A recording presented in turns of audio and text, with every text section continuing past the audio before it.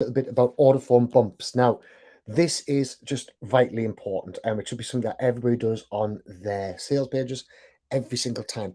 Now, I'm just going to set up the phone to make sure that I've got everything in case I miss anybody. Right now, it's telling us that I'm live, but am I really live? Let's have a look. Right. Every single So time. let's have a quick look. Right. So what I want to do is first off, I've made up a one pager. Now, the one pager should be down just below us or on top, depending on where you're watching. And this one page is going to guide you all the way through it. I'm sorry about the dog. It's driving me nuts today. Right. So what we're actually going to do, let's start off by going through just a little bit about the one pages. So we're going to be going through the order form bump, and what it is what used to happen was upsells used to go massive, right? If you go on to Munchie and places like this, they used to have these upsells, and there used to be maybe like 10, 15 different upsells on within Munchie. In fact, I've got one here. Let's just quickly share my screen.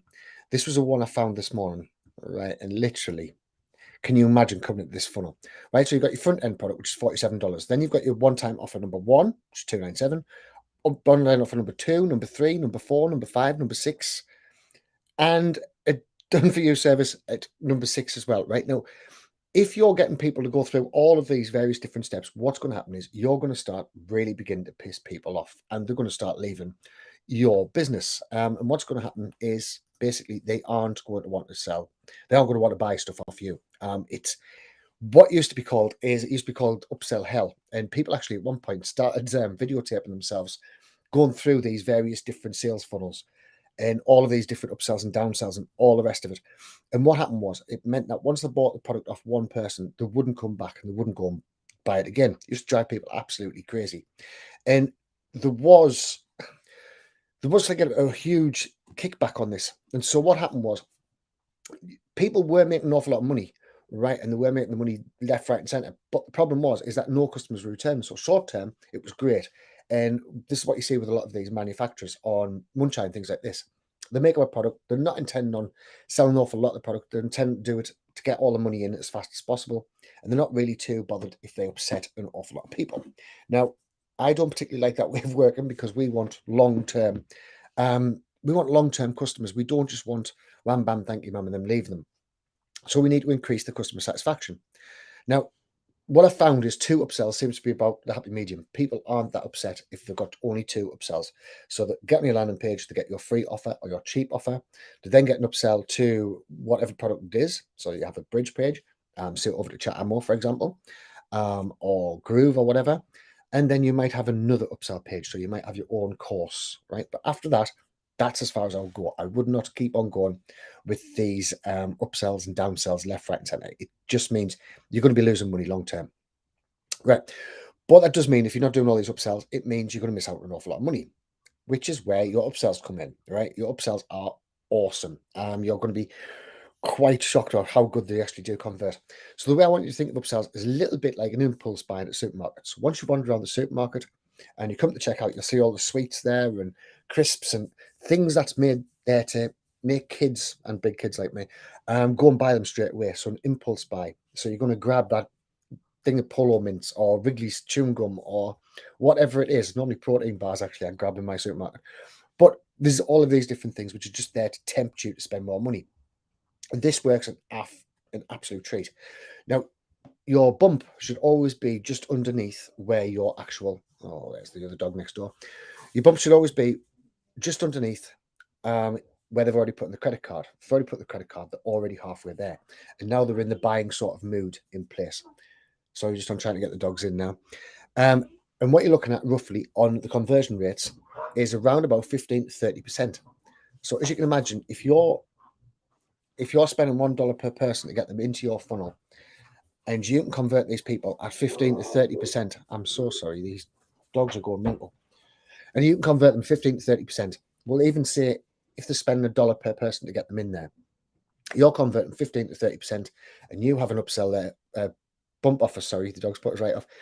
A bump offer there for between $7 and $27. You could even go $47, depending on what you're selling. Then you're going to be paying for all of your ads and making profit as well at the same time. So it's something you've got to really be thinking about.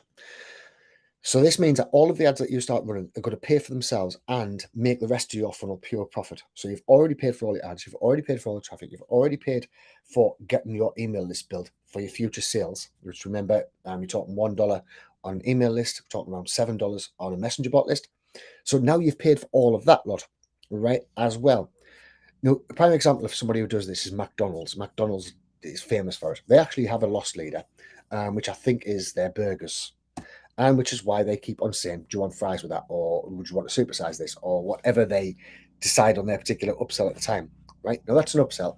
We're going to do exactly the same thing, but we're going to do it with our bump, right? So we're basically, once they come through, we're going to show them something that's quite complementary to it. And we're going to say, would you like to add this to your cart as well? And 9 times out of 10, it's a no-brainer, right? So people's really going to be interested in that, and they're going to want what it is that you're offering. Now, the downside about upsells, bump offers, sorry, I've got upsells in my head now. The downside about bump offers is you only have about 1 or 2 sentences to get your message across. So the most important thing you've got to think about is to make your offer sound sexy, right? Now, the things to actually use an upsell. Let's just share my screen again. Bum, bum, bum, bum, bum, bum. Right. So share the screen. And the things to use an upsell, which work an absolute dream, are your byproducts, right? So anything that you've made while you've made your main product, then this is the ideal place to go and sell it, right? So, for example, Russell Brunson does this amazingly well in his book funnels. In his book funnels, if you go and buy one of his books, the very next thing that he says is, "Would you like the audio?" Hi, Lynn. Would you like your audio file as well? Now, most people's going to say yes because nobody really has the time to read an awful lot of books. They tend to get waylaid, know various different things. And so the upsell of him reading the book to you means that you can have it in your car, you can have it when you go to bed, you can have it anywhere. And you've got a list lot. So some of the other things is audio files, videos behind the scenes, written word, reports and transcripts. Now, transcripts, really, really easy to do. If you've already made a video up, you can put it into, I think it's called Content Gorilla, and it will transcribe everything for you. It's awesome. Or just record it on Loom, and it'll actually transcribe everything that you've said already on Loom as well. My accent doesn't work quite so well. So you've got compiled interviews. So anybody who you interview who's a leader in that particular place, so say we're doing it on e-commerce, you can go out and you can find an e-commerce master who's just had a book out or whatever, and ask them if you can interview them. If you interview them, give away the interview as part of your bump offer.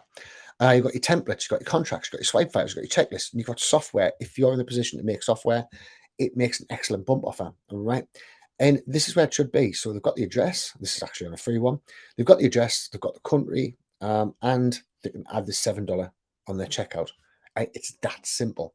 So $7 straight in there, it means that you've now got stuff. Now, I've actually got a friend he was actually on Dragon's Den, which is the British equivalent of Shark Tank, and he makes shoes. And the whole reason why he decided to make shoes is he used to work as an upholsterer for leather upholstery. And he's seen all these various different offcuts of leather. He then thought, why are we wasting all these offcuts of leather when I can go out and use that for something else? So he went out and started making shoes, which meant he wasn't spending any money at all on his whole process. So him making shoes actually cost him not a penny piece. Now, this is so important, this order bump. I would say the only reason why you shouldn't have an order bump on one of your sales pages is if you hate money. If you don't want to make money, then don't put an order bump on. If you do want to make money and it's free money, meaning that everything else is profit, then get your order bump on, right?